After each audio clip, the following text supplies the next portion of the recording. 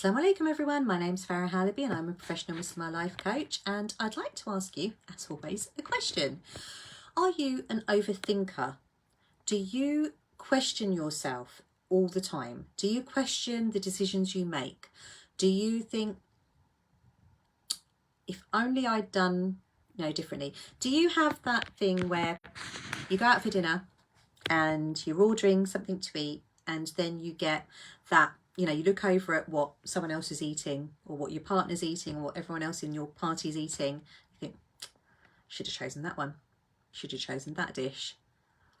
Wish I hadn't chosen this now. Do you think about what would have happened if you'd made a slightly different decision? Or do you think about and play out the different things that will happen, the different outcomes that are possible before you make a decision even? Now, again, asking you lots and lots of questions because I am a bit of a nosy Parker, but essentially we all think a lot. And when people say that they're overthinkers, or they just have so much on their mind, like it's just too much, that it's just think. Is it possible to overthink? What is it that you're overthinking? If you're thinking about something, what's the difference between thinking about it and overthinking it? Or is it thinking about it again and again and again? Because once you've had a thought, that's it. If you think about the same thing again, it's a separate thought. It's still the same content, but it's separate thought.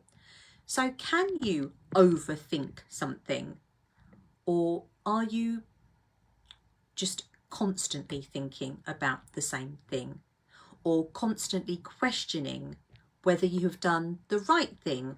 Or constantly wondering, mulling over, should I have done that? Shouldn't I have done that? Should I have said that? Should I have gone there? Should I have stayed home? Should I have eaten that? Shoulda, woulda, couldas.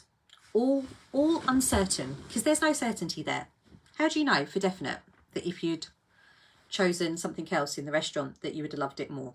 How do you know if you turned right instead of left that things would have been different in your life? How do you know if you had just not said that, things would have been any different? Or if you just said it in the right way? Again, it's not so much the things that we do or the decisions that we make, it's the impact of how we think about those decisions. What terms, what defines a good decision? Is it if things have gone the way that you'd like? Would you, do you think, oh, that was a great decision?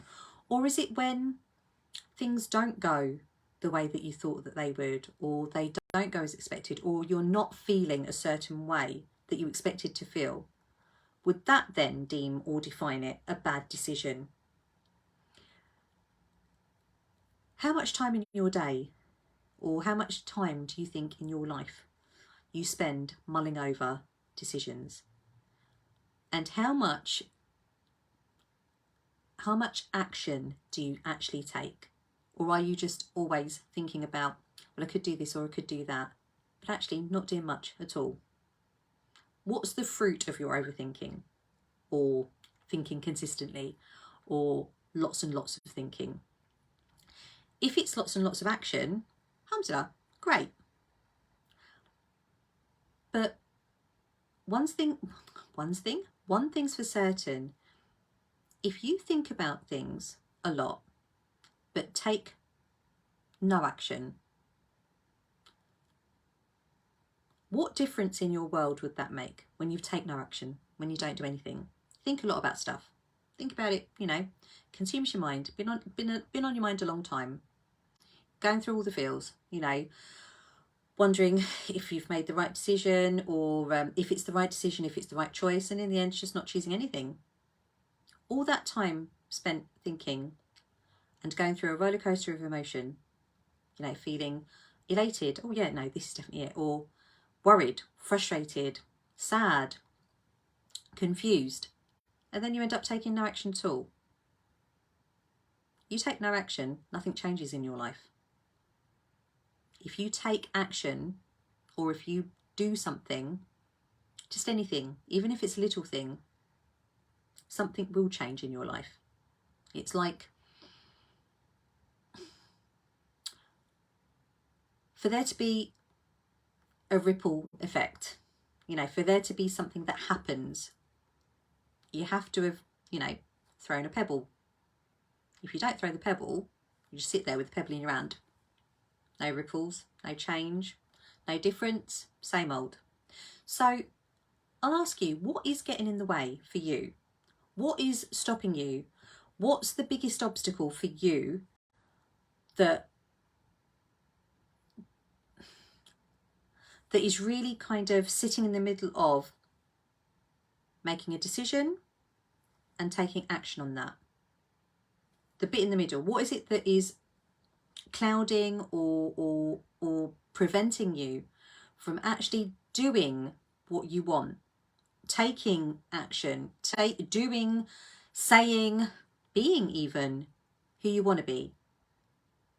Might have thought about it lots and lots and lots, especially if you've been watching any of my videos. I do ask you to reflect and think about yourself, think about what's going on in your life, think about what you want a lot.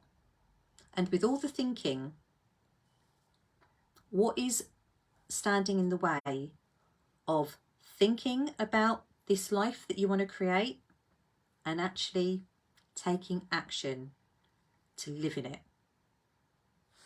I know lots of questions again, but what comes up for you? I'd love to know. I was going to say I bet my hijab. I know the answer, but I'm not going to. Not that I'm a betting person anyway. But for a lot of the people that I work with, a lot of the amazing women that I feel very blessed and very honoured to actually, you know, share a space with, after we really uncover and build that, well, first of all, build that safe space, a very trusting, confidential, non-judgmental space, and there is a platform to really bring what's inside, what's going on up here, what's going on in here, out, and sifting it through and making sense of it. And when we do that, there is so much, it's like mining for gold. There are so many gems that come up. There's a lot of sand, there's a lot of, you know, fluff, but there are so many gems to be, you know, to be discovered. And when you find out, or when you see for yourself, you know, what is covering your gems, what is covering that nugget of gold that is the, you know, is the answer or the solution to what is getting in the way of you actually being, creating, doing, having the life that you want and loving that life, creating a life that you want, but creating a life that you will love. When you see for yourself what's getting in the way, then there's clarity, but there's a workable, then we know what we're up against, and we can, you know, work through it, overcome it, because we know what we're dealing with. We know what the blockage is, we know what the challenge is, we know what the problem is, because all the while you're thinking, consistently thinking, debating, you know, mulling it over, but not doing anything with it, life is ticking on. Life doesn't pause while you're mulling things over. Life doesn't, you know, dinner service doesn't stop when you're deciding what to eat. You know, people are bringing food out. So what's stopping you, do you think? And when you know that for yourself, what do you think you would do with that information? What difference would it make in your life? And again, lots of questions I've asked, because I, like you say, like you know, I am a nosy Parker, but I'd love to know what comes up for you, because for my clients, knowing their own personal challenges, understanding what it is that is, you know, stopping them, and then helping them with a pathway, with a framework that really makes sense to them, that works for them, that is bespoke to them. The hardest part is knowing what the challenge is. The process of getting you through, easy.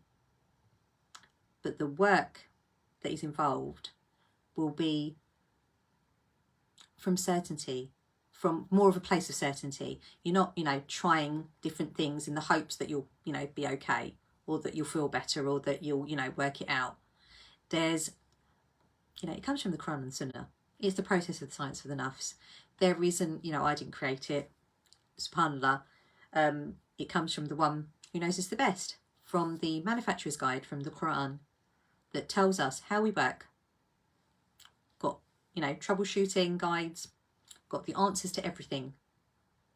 So when you know what the issue is, and then applying the process that speaks to you, that is bespoke to you, just imagine what kind of life you could create. I'll leave you with that. If you'd like to know more, you know where I am. And as always, I pray that you are safe, well, happy and healthy. And inshallah, I shall see you very soon for another little convo. But for now, take care. Assalamu alaikum.